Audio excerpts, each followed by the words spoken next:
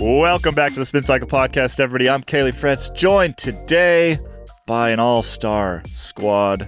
Jonny Long. Hello. Hi. Ronan McLaughlin. Hello. And Kit Nicholson. Welcome to the show, everybody. Today on the show, Junior Gears for Junior Minds, Kit's earnest cyclocross update, Jonny's slightly less earnest cyclocross update, and an update on One Cycling, the project that could change cycling forever or do absolutely nothing at all. And for that, we have someone else joining us today. Chris Marshall-Bell, welcome to the show. Welcome back, I should say. Hello, thank you for having me back on the Spin Cycle. I said to Jonny, I think it's my third appearance, and he said I'm now the most, I'm the guest who's came back the most. Most common. The most regular, irregular guest. Yes.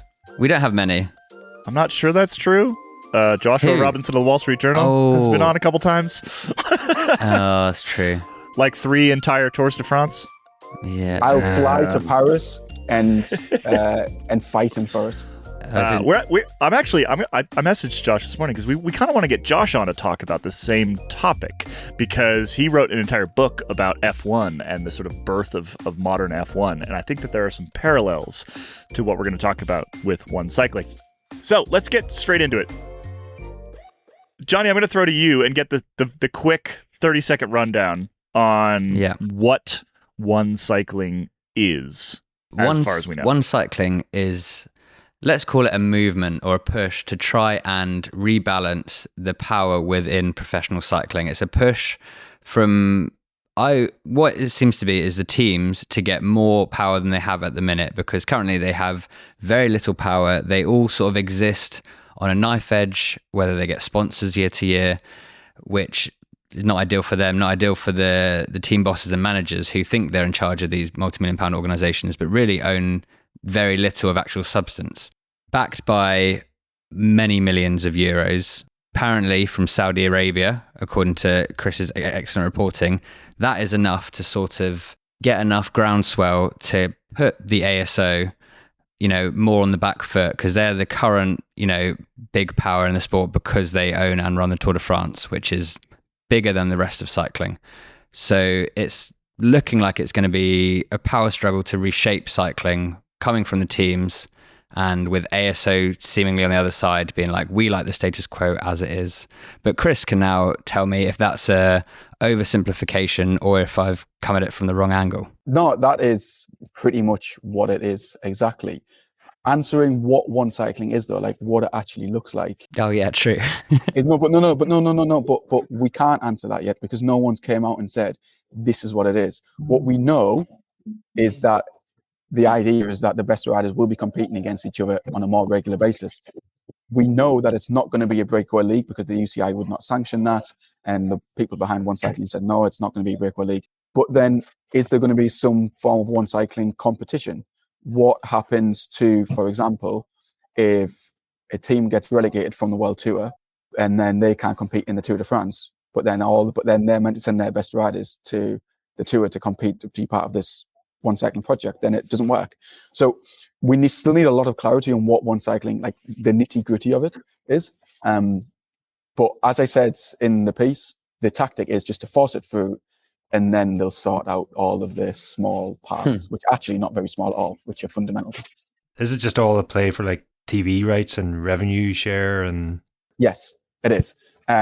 Dressed up as we want to make cycling better, and therefore this is we want more money, and this is how you can enjoy us getting more money. We will put on more entertainment. You can enjoy us making more money is a great sentence. I really I liked the Inner Ring tweet today, which is just in quotes. As a team manager, what was it about the $300 million project that attracted you? Right? That's basically what this comes down to. Is there's a whole bunch of team managers. You kind of alluded to this in your explanation, Jonny. There's a whole bunch of team managers that have some power over their little spaces and are controlling these teams with tens of millions of dollars in budget, but with sort of little long-standing value, because that money can just disappear at any time. And so underpinning all of this is this desire to change the model by which sort of cycling makes money, right? Lots of other sports have lots of other ways of making revenue, whether that's selling tickets or TV revenue.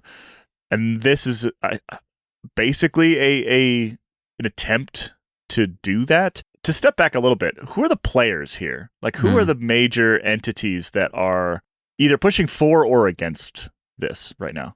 Sure. So we've got 6 main teams, really. There's 7 teams signed up to it, but there's 6 main teams. So we've got Visma Lisa Bike, which is no surprise because Richard Plugger, the team owner, he's the brainchild of this idea. EF Education Easy Post, Sudal Quickstep, and Sudal Quickstep's chairman, Bessel Koch, is unfortunate name, but one of the main guys in this project. He is one of the main guys speaking with the Saudis. Ineos Grenadiers, Little Trek, Red Bull, and DSM are now on board. And then we have Bahrain, Movistar, Astana, Intermarché, UAE, Lotto. I think I've missed one out, who are very much within that orbit, probably going to sign, not 100% sign. Astana? Did you get them? Astana in as well. Well, they're going to be in. So they're in. The 4 French World Tour teams are out at the moment. So Jayco. The guys who are really pushing it, if you want names, is Bessel Koch, like I said, Mia Norman, who is the president of EF, and Plugger as well. And yeah. Are the 4 French teams just out because they're afraid to upset ASO and not get invited to the tour? I don't have an answer, but that is my assumption. But I don't actually have an answer to that, though. They're also romantics, remember? Romantics. Can't change anything. So first of all, everyone should go read the story that's up on Escape Collective this week. The comment section of that is full of interesting takes and ideas. It's got 80-something comments on it this way, and most of them are negative, right? Most of them are some version of, I like cycling. I like how it works. I like watching it. I like the traditionalism. I like the fact that these races have existed for 100 years. I don't want Saudi money in my bike racing. I don't need it, right?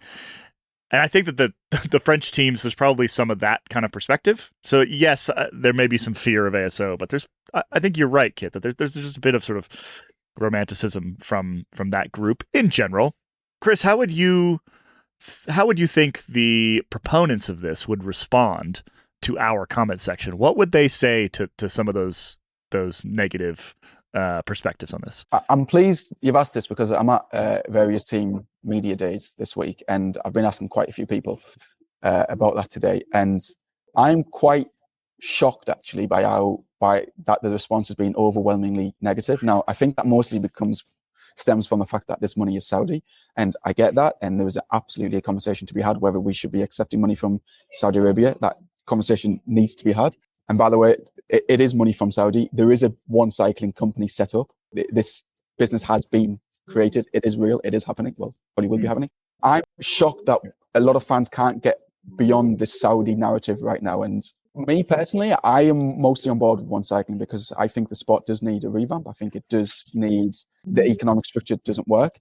From what's has been explained to me, it's not going to kill cycling. Your races that you love, whether that's the Tour de France or Paris Tours, that's not going to die. That will still exist. There might be a few new races, but they're not going to be closed crits. What they want to do is like we have with the Worlds, for example, where you've got a point-to-point, so 150k, but then you finish with 3 laps of a 20k loop. That to me makes sense. I want to see that. I want to see the best bike riders in the world 3 times as opposed to once. That's a better idea for me. But what they need to do when this is launched, if it is launched in a few weeks, which we think it will be, they need a figurehead. They need a spokesperson who is not Richard Plugger, by the way, because he's got baggage. They need a spokesperson to say, look, this is the positive of one cycling. We're not ruining your sport. We're still going to keep your traditions. We're going to make it better. They really need to own the narrative because it's got off to a really bad start, which has surprised me, actually. Counter argument, if I may, Chris, and you might be able to answer this one. Is that realistic? I mean, it is a pretty niche sport. If the Saudi investment is coming in, if one cycling happens, it's going to have to be profitable. And while the traditional aspect of the sport and the new version of the sport might happen for the foreseeable future, longer term, I can't see both surviving. It seems to be like a one or the other in my head. Yeah, and I still think the biggest question in the whole of this is how do you get the return on investment in cycling? You might have ticketed entry as well in some sections or whatever, which you can make some money, but how are the Saudis going to recoup their 300 million euros. That's going to be hard. Ultimately, you won't have anyone from One Cycling saying this because it's suicide. But they are taking the current fan base for granted. They just assume that the fan base that exists now will always exist. They will always support cycling. Okay, what they want to grow the sport by however many more. So they're not bothered if they piss off a few of their current fans because they just assume that we'll still be fans, we'll still be on board. Which is probably true. Which is probably a pretty good guess. Like they would have to do some really terrible things to the sport before we would stop being. Well, how much questionable fancy, money right? is in it anyway? You know, and we're all still watching. I mean, you can be against it, but you still watch and take part.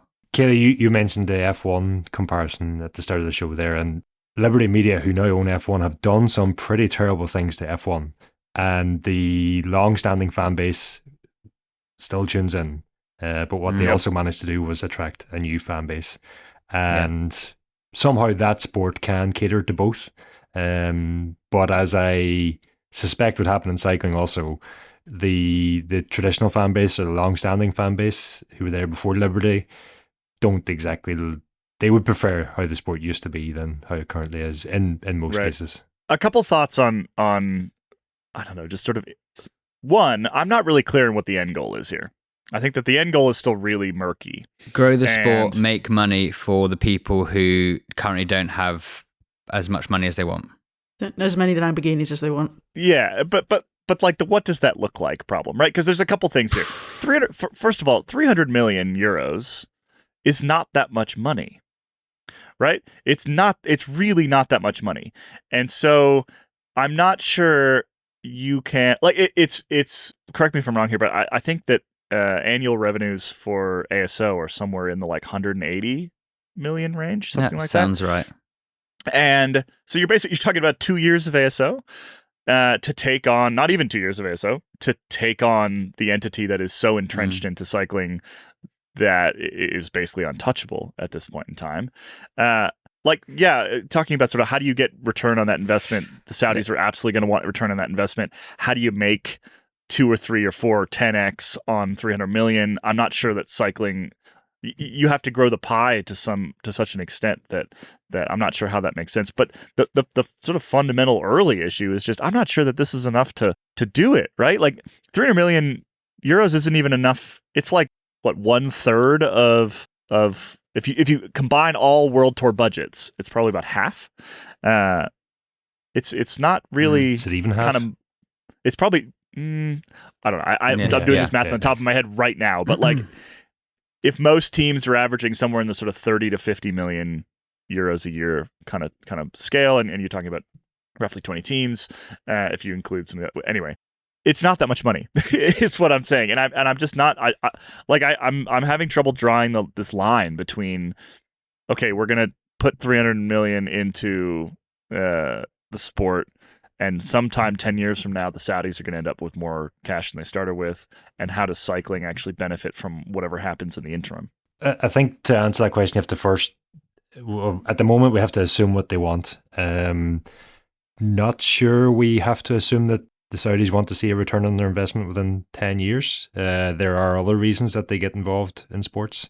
And so that's washing. Are they trying to wash things? Are some things dirty? Sport. The sport is dirty. Yeah. But in terms of what the cycling teams involved, I'm sure they're imagining like better financial stability, first of all. I mean, securing the team's futures is probably one of the priorities for them. They're probably assuming some sort of global TV viewership increase in terms of like more fans. They're probably thinking those fans will be better engaged, both of which again translates into more security for the teams.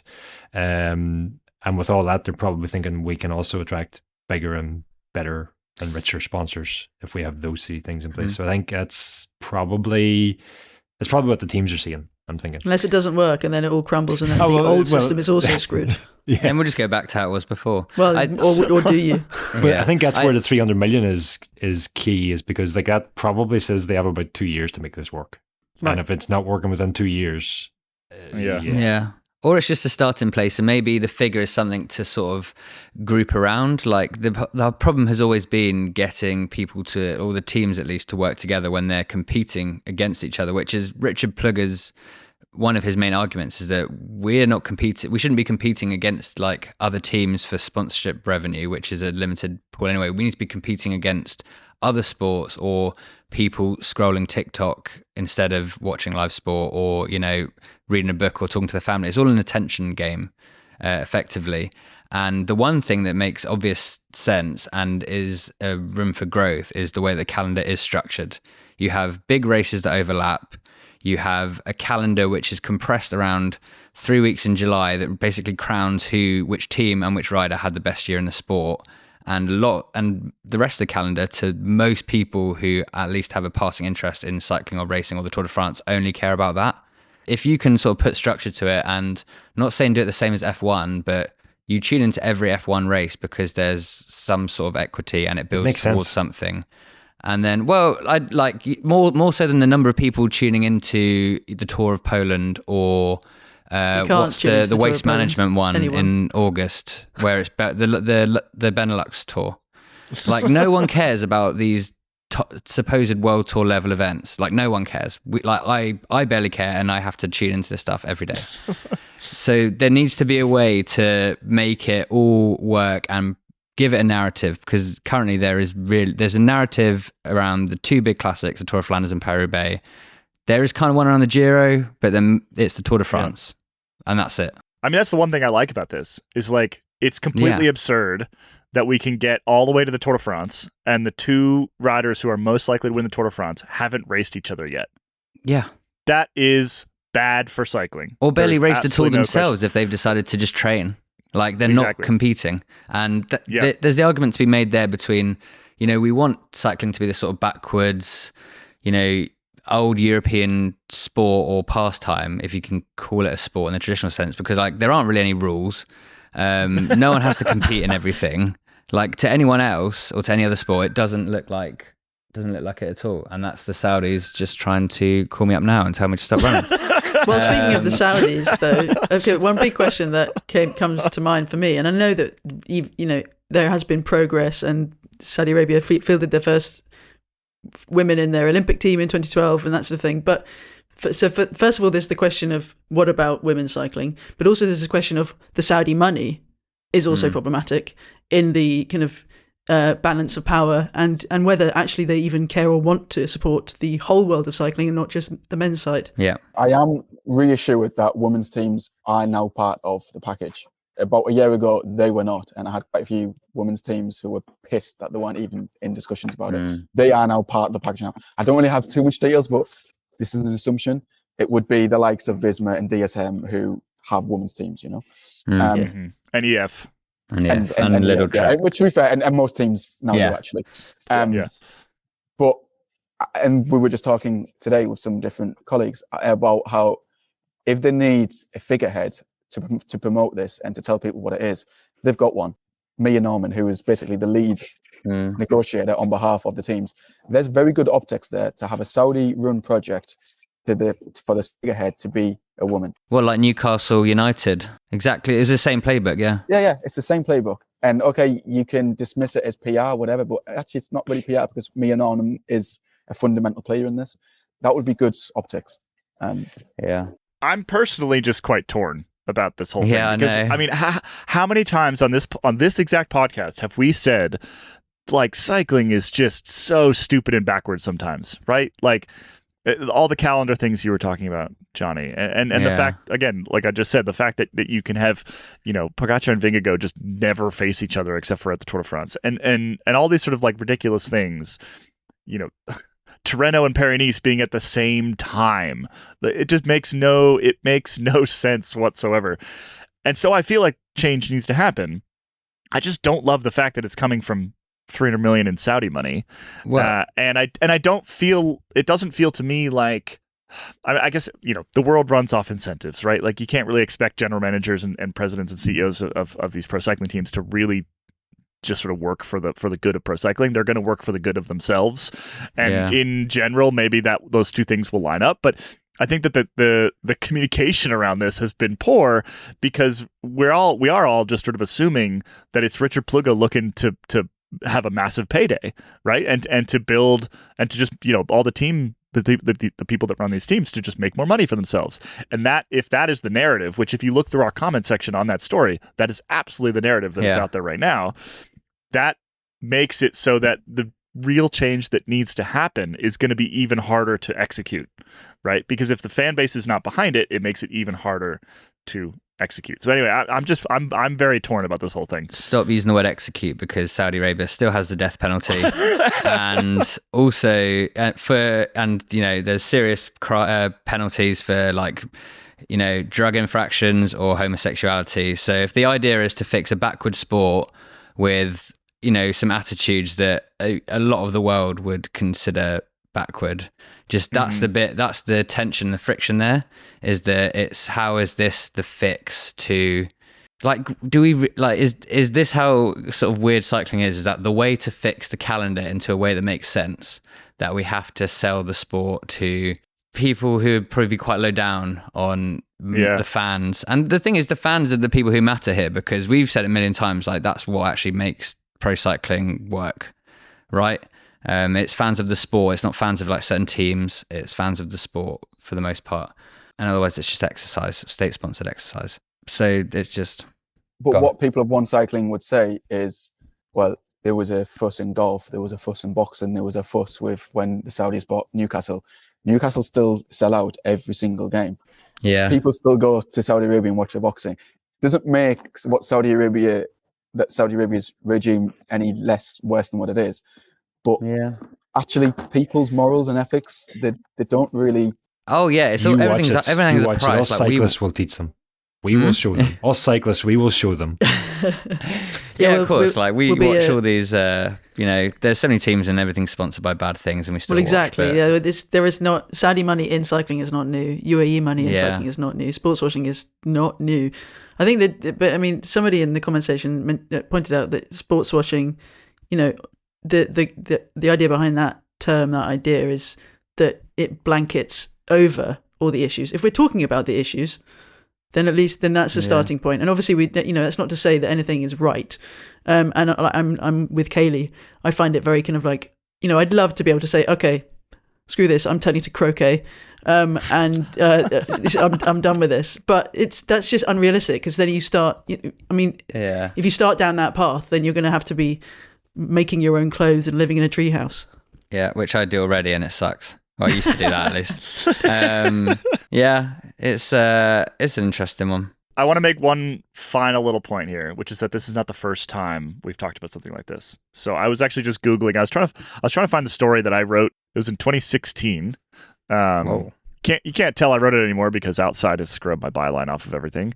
But this is back for Vela News, and this was about the Wanda Group coming in, which is a Chinese entity owned by the China's richest man, Wang Junlin, I think his name was, trying to buy ASO and the Tour de France. Mm-hmm. And the underpinning, but sort of underneath that, was a very similar concept, which is that cycling, the reason why this keeps happening is because investors look at cycling and they look at how traditional it is and they look at how kind of backwards it is, and that is an opportunity for growth, right? Yeah. It's an opportunity to make more money than cycling is currently making, which is why Wanda was interested in it in 2016. And it's why the Saudis are interested in it now. And I think that is true. I think that there is available growth within cycling. And I think that the question for those of us who are cycling fans and cycling journalists and have been in this sort of sport and industry for a long time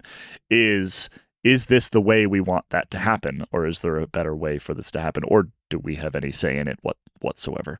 So to go back to you, Chris, can you give us a bit of insight into, and I know that this is going to be partially you making some educated guesses, what the sort of rollout of this looks like over the next couple weeks or months? What can we expect to see and hear from the major players between now and the Giro? Sure. Just before I do that, though, when you were talking about different, this is not the first attempt of restructuring One Cycling. There's a brilliant book called Le Freak Family, Power and Money, which is looking at Tour de France and ASO by, let me do a quick Google search, Alex Duff. For me, it's the best book in cycling if you're interested in the kind of the politics of it. It's a fantastic book. I recommend it a lot. Le Freak, it's called. But to go back to your point, Kaylee, 3 to 4 weeks from now, I'm hearing there might be some announcement.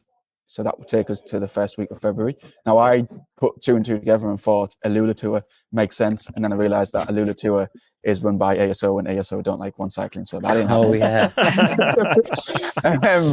Everybody's got their hands in the Saudi cookie jar right now. So it's like... Apart from us, what are we doing? Yeah. You got to pick up the phone, Jonny. My price is just making the Benelux tour relevant. It's much cheaper. So if it's not in 3-4 weeks, I think they would like to get something out within the next 2-3 months at least. I think they're working towards the next few weeks. What I think they'll be doing is forcing it through, saying, look, it's fully financed, we've got this project, and then they'll explain what it really is. Then it is. There is a caveat to this. There's a chance it won't happen. There is still a chance. As much as optimistic as everyone is, as solid as my reporting is it's not bullshit. This doesn't mean that everything is signed off. Everyone is fully happy. Like, I know one clause, for example, which if it isn't changed, there's at least one team who will drop out. Okay, so there's still things that need to be fixed.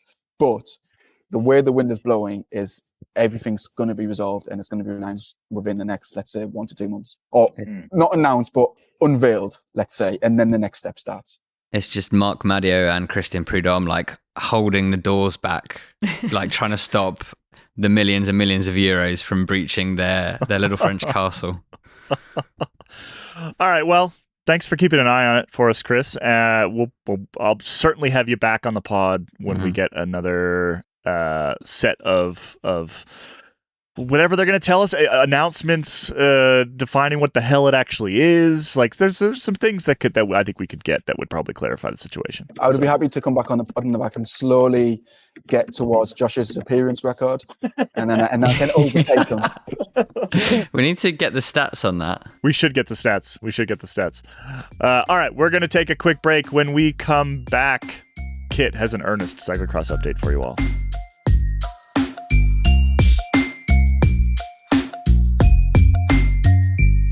Welcome back, everybody. Kit, Hello. Earnestly tell me about cyclocross. Oh, yes. Well, it's been busy. The cursed period of Christ, festive period. I think was it 12 races between the 20th of December and this past weekend. It was a lot. I didn't watch them all, I'm afraid, but I did watch most of them. And what was great about it was, of course, we had the return of Mathieu van der Poel and Wout van Aert. Marianne Vos also made an appearance in France. There was all the cyclocross stories you hope and expect from this time of year, including Lamborghinis and private jets and dislocated shoulders.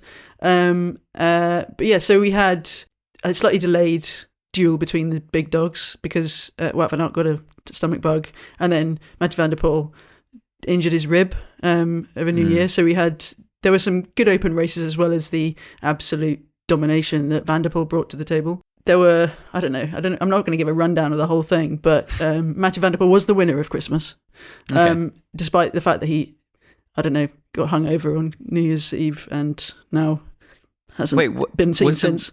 Was the rib not a racing injury? It was. Oh, okay. I thought I missed that, and I was like, how did I miss that? His first appearance was meant to be, after New Year, was meant to be the first, and he said he wasn't coming. So everyone was just like, oh, he had a good night. But I'm slipping slightly into Jonny's portion. But anyway, it seems likely. That's fine. Van der Poel won 5 races, despite the fact that he only raced half of them, less than half of them, obviously. But he won everything that he turned up at, basically. Wow. He had some good crashes too, including the one where he injured his rib, base over apex. There was some incredible mud. There was some icy conditions too. The French round was really good. The French fans in particular in Besançon. The pictures don't really do it justice, but it was beautiful. The whole landscape behind was really frozen. And of course the French are getting the World Championships in a few weeks' time. So it was a really good run out for the French riders, the French fans, and to see some of the riders who are going to be dueling it out with Van der Poel, assuming his rib's better by then. So yeah, Fem Van Empel was on a flyer. The women's side has been really great this whole season, as it has been every season. But it seems to have been closer than ever. Celia del Carmen Alvarado keeps turning up and doing great things this year. Lucinda Brand as well, and then you got Puck Peters, Maria Schreiber, and over on the men's side, there has been a slightly more democratic Christmas as well. Despite obviously you've got Van der Poel, but then otherwise. Van Aert has been given a run for his money a couple of times by Elisabeth. And then you've got Niels van der Putte, who showed that Alpecin de Koenig have more than one rider. And their young under-23 guy, Thibaut Del Grosso, who came second at Kortrijk, I think, in the sand, which is in the elites. Van der Poel wasn't there. But it was a really good couple of weeks. And yeah, like I said, I didn't watch them all, but what I did watch, they were fantastic. And I haven't always loved cyclocross, but there has always been something to watch this past couple of weeks. And I think it was a pretty good curse period. Great, I enjoyed that. That was very that was earnest and wholesome. Good. I enjoyed it. Thank you for the update, Kit. Jonny, do you have a less earnest update on cyclocross for us? I put that in the run sheet, and I don't think it's not less earnest. It's less based in who won and who didn't win, because mostly I sort of accidentally tuned in to the most recent weekend's cyclocross action because it was directly in between two Premier League football matches. There was like a 20-minute gap, and I tuned in exactly at the point where, and I've forgotten his name already. Oh, Lars van der Haar was popping his shoulder back in, and it was using amazing. His bicycle.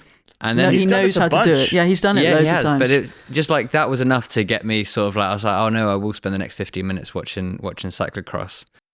That was a good race as well in Hillehem, because Van Aert was actually being he was being pushed. Tailed. He was being pushed all the way. And that was the muddy one, wasn't it? Yeah, that's the one where that was the day before the properly muddy one. They were both really muddy. Dendermonde was particularly muddy. You're right, it was muddy, but the muddy one was Dendermonde the following day. The one where Van Aert had his face covered in mud. He looked like Augustus Gloop, yeah. Yes, it was incredible. And so basically it was in the flash interview afterwards, and his face is just caked. It's like he's fallen into the mud and then just got straight back up, like in the cartoon. And he was answering the questions like that. And someone either DM'd me or commented on the newsletter saying that they purposefully don't give them towels so you can see like what they've been through, which seems cruel, but also I'm very much in favour for. So I enjoyed that for a start. Then there was... No towels is a one cycling... Yes. A lot of the riders joke about a skin routine. The mud over Christmas. When Van Aert won, he was trying to hug people and no one really wanted to hug him, but then the Flanders Classics chief cyclocross guy was like, yeah, I'm going to hug Wout Van Aert and get all muddy. So that was fun. There was fans like running up muddy hills, like carrying beers. Van Aert was doing his celebrations for his son's birthday. His son must have spent every birthday at cyclocross and will spend every birthday at cyclocross. So this is just what we need. This is what we need. We need some like shoulders being popped back in, but then we need everyone to just be a bit more silly. Sometimes cyclocross, you just get to the front and you win. It's not always we're going to get a great battle, but just a bit more, little bits or little fun bits around it. And then I'm a bona fide cyclocross fan. But it's been good. Like that was a fun weekend of like not necessarily just racing, but just like all the things that happen around it. Yeah. Johnny, you accidentally tuned in between Premier League matches. I mean, with statements like that, you need to be careful, or the Saudis will be coming for cyclocross as well. I think they'd take one look at it and realize that not enough people watch it. Yeah, but like cyclocross is also closer to what cyclocross. Well, that's true. It's true. Yeah. It's true. Every time these proposals are put forward, it's a crit. It's like so you know this real ongoing. You know the kind of ongoing joke about like tech bros in California reinventing like the train. Yeah, they're like, what if we took cars and we stuck them together? The whole tube thing. Yeah, we stuck them together, and we had places where you could get on and off. Yeah, and you would and a schedule, a table perhaps, where you would know when the cars were coming. And they totally reinvent the train. So that's basically what happens every single time we get one of these proposals is they reinvent cyclocross and track racing. Yeah. But they try to apply it to road where there are actual necessarily superstars. work. Yeah. Right? Like that's the... Look at Zonhoven is the famous cyclocross event where they go through that pit, the massive pit that's like a natural... Well, it's not natural, but it's this arena that is just filled with Belgians and frites and beer and my mud favorite and rain. kind of arena. And it's and the riders just come down this sandy descent into this arena. And there was great footage. I think I saw it on Instagram. I think it was somebody quite low down in the field in the women's race. She stacked it at the bottom, which most of the top pros have done at some point. And she got up and she just bowed because the whole pit had just erupted with applause. And it does, I mean, that sort of thing. You can definitely see, I think it's really cheap to get in. That you do have to pay to get into these races, but it's like €10. Yeah, it makes so much more sense than trying to do a one cycling with road cycling. Road cycling is just boring, and I thought we had fixed it for them there, and then I thought, no, wait a minute, Saudi Arabia, the weather there, it isn't very cyclocross friendly. But then you said sand, and I thought, yes, it could work. Oh goodness, there we go. I appreciate the Belgian man's refusal to get rid of the skinny jeans. I appreciate the Belgian man's refusal to get rid of the white shorts. Sticking with the skinny jeans. The skinny jeans refuse to die on the continent. It's quite something. It's skinny more jeans and puffer jackets. Yeah, and it's more so when it's that muddy. Yeah. I don't really know what else to say, but yes, it took me aback as well. All right. Well, thank you both for cyclocross updates of varying earnestness. We do appreciate you. We appreciate cyclocross when we've got nothing else to talk about. And it was great racing and great not racing as well.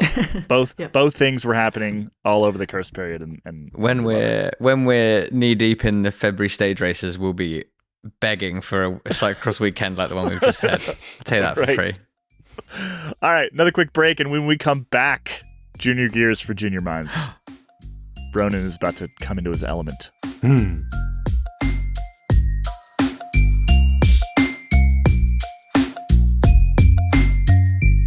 All right, Ronan, what are we're back on the safety train. What are we talking about here? Because basically it's back in the news because some high profile riders are once again talking about the need for things that probably won't do much, right? Chris Froome. You remember the guy who thought his bike fit was out by, 2 centimeters or something, and it turned out that it just wasn't that guy. And Geraint Thomas. And Wout van Aert, I believe. And Wout van Aert also, yes. So both of those, Geraint Thomas, Tour de France winner, Wout van Aert, cyclocross race winner. All three have come out and said that restricting gears would improve safety in the peloton because it would slow riders down. And as the person who has both written that it would slow the peloton down and it also wouldn't, I'm probably in a good position to answer any questions that you guys might have as to whether or not that would work. I've got a question. Will it work? Yes and no. Mostly, oh, damn it. Mostly no. Wout van Aert was the closest, I think, and that his specific point was in relation to high-speed descents, where feasibly, and this was my point when I had suggested restricting gears previously, feasibly, if a rider had like a 60 front chainring and a 10 tooth cog at the back, they're going to reach a much higher speed before they're at a speed where their RPM, their cadence is so high that it's better just to freewheel and not pedal and use the speed from descending rather than trying to add more speed into the system. The bigger the gear, the more you can push on a fast descent like that. I have to speak in generalities here because otherwise Jonny will come to Ireland and beat me up. I am having to concentrate incredibly hard, but I'm with you. But I think the misconception elsewhere around whether or not restricting gear sizes would slow the peloton down and if slowing the peloton down would make racing safer stems from a couple of places. And we'd actually, just a reminder, we'd actually broke news before Christmas that the UCI is genuinely considering this as an option. And the misconception is that putting on a bigger gear makes you faster. And except in that scenario that I just described with a high speed straight descent, we're talking 70, 80 kilometers per hour, very few times per year does that type of descent happen. Apart from that one specific scenario, it just will not slow riders down, because putting on a bigger gear does not make them faster to start with. And that misconception kind of stems from, if you don't really think about it, if you just say, well, they've got a bigger gear, they can push harder. That I think that's where it comes from. But when you actually break it down, why the riders are putting on these bigger gears, it's not because it makes them more aerodynamic. Again, I'm talking generalities. If you remove a front derailleur, if you're going to a one by system, there are potentially aero gains. There's also potentially aero penalties. But generally speaking, it does not make you more aerodynamic.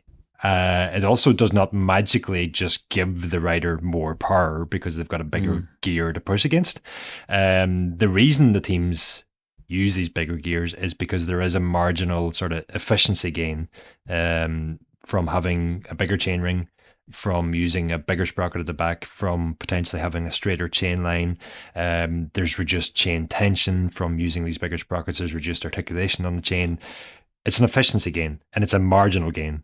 And when you're one of the top 0.1% riders on the planet, in a time trial especially, those gains are worth chasing. But forcing those losses onto riders, a whole peloton full of riders, is not going to slow them down for the vast majority of the time they spend on the road. Which, to be clear, like Froome and Wout, they are talking about that narrow instance of like the very, very fast Wout descents. was, I'm not sure if Froome was or not. I didn't. Well, actually yeah, see Wout definitely was. Like they know this, right? Like they know roughly why. They know what gears they're using. They certainly know the fact that you can't just put a bigger gear on and go faster. Like they've been riding long enough to know that one. I think that one's pretty clear. But they are talking about this sort of narrow instance, and they're not wrong in that. Like, yeah, in this narrow instance, Wout, I think, gave the specific example of riders trying to pass in these really, really high speed descents, right? Because they have the gear to do so. Whereas if everyone is gliding, there's not really much passing going on. And he has something of a point there.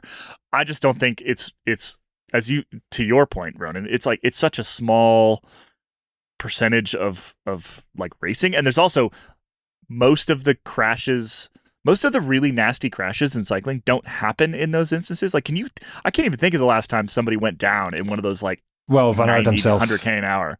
True. Yeah. This spring. But it's really rare. Right. Like, if you take the sort of like total number of crashes in cycling, and particularly the bad ones, the percent that are happening on these really high speed descents is actually very low. It tends to be very low because the riders are super, they're paying attention. Their life is on the line, so they're slightly further apart from each other.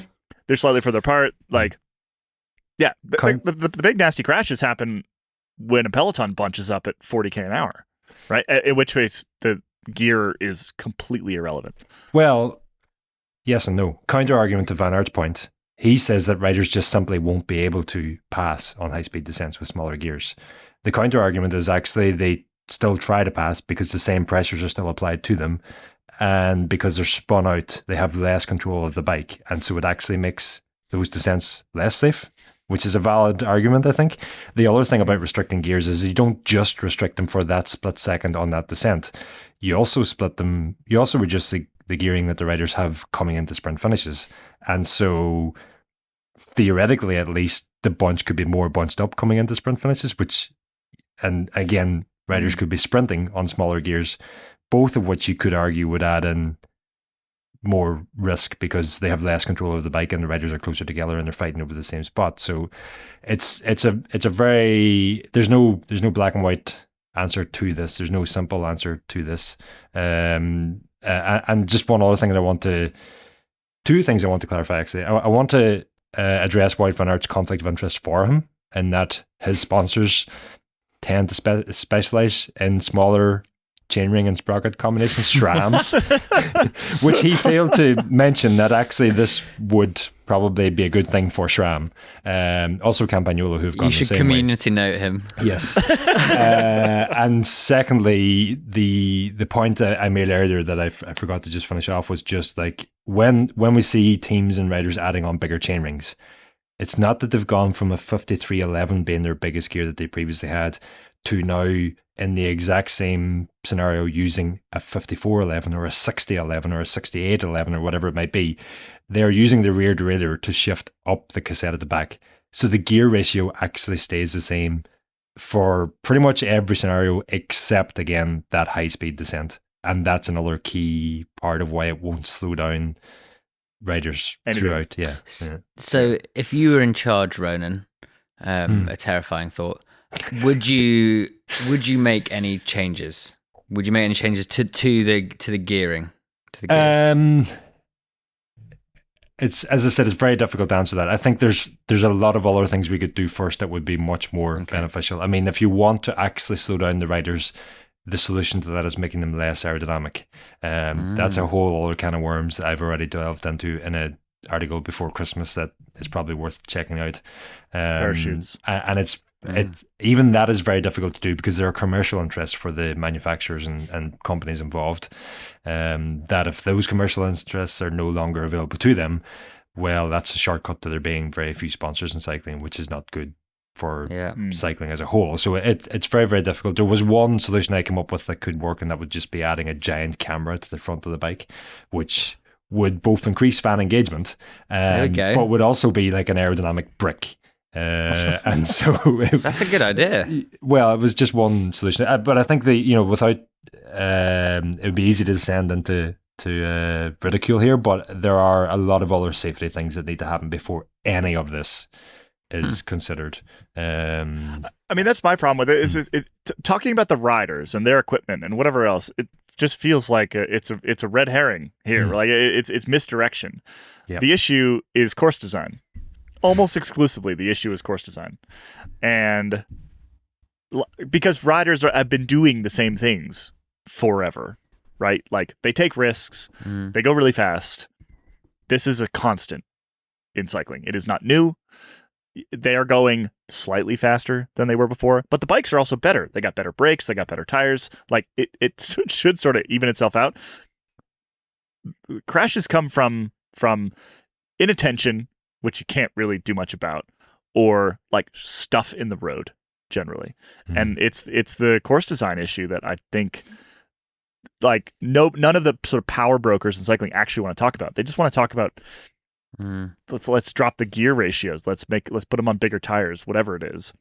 Because those are essentially easy fixes that don't cost the race organizers, don't cost the ASO, the most powerful entity in cycling, any money. Don't cost the UCI any money, right? I course find design it very, does cost those entities money.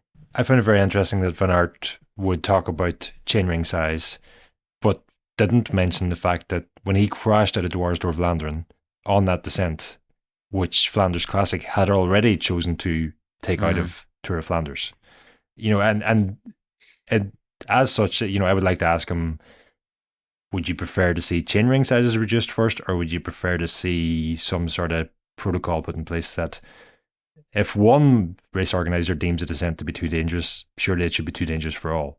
Or even some sort of protocol that takes that decision-making process out of the race organizer's hands. That's where safety comes from. It doesn't come from pointing the blame at the riders.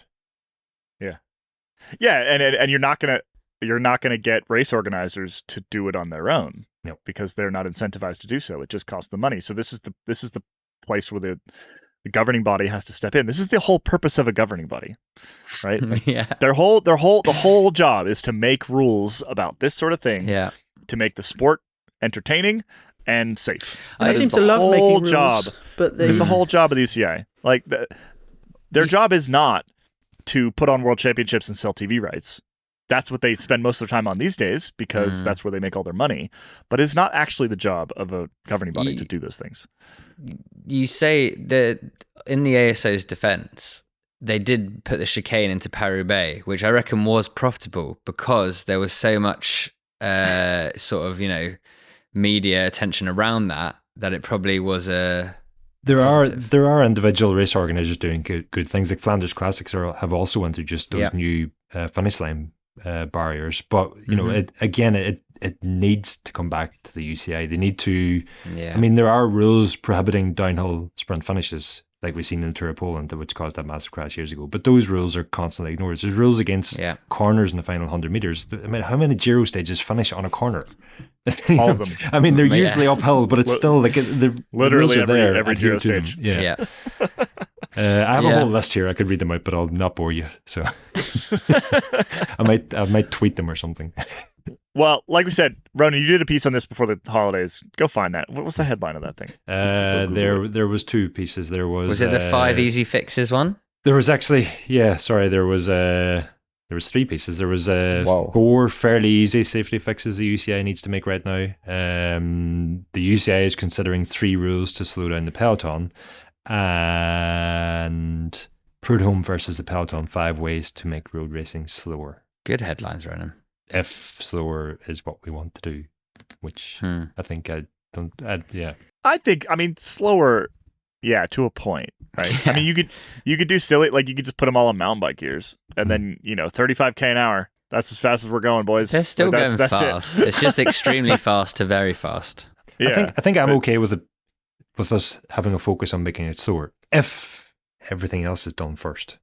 But while there are so many other things that need addressing, it's a red herring, as you said, Keely. Yep. Did I use that term properly? A red herring is a false clue, right? Yeah. Yeah, it works. Yeah, I would say. It's misdirection. Yeah. It's on the focusing edge. on something rather than something that's bigger. Yeah. We know what you mean. It works. Waving a colored fish You did it. around. Yeah, You did it, Kaylee. Cool. All right. just fact checking myself in real time here. All right. I think it is time for us to wrap up the main show today. We're going to head into After Dark. We're going to do a couple things in After Dark. 1, Ronan is going to tell us about his snack. 2, we are going to discuss some of the team kits, I think. Oh, are we? Yeah. Are we going to? Because EF just launched theirs while we were recording. Okay. And we're going to talk more openly about the Saudis. That's what I was hoping you would say. Yeah. All right. Thanks for listening, everybody. If you are a member, stick around. We're headed into After Dark.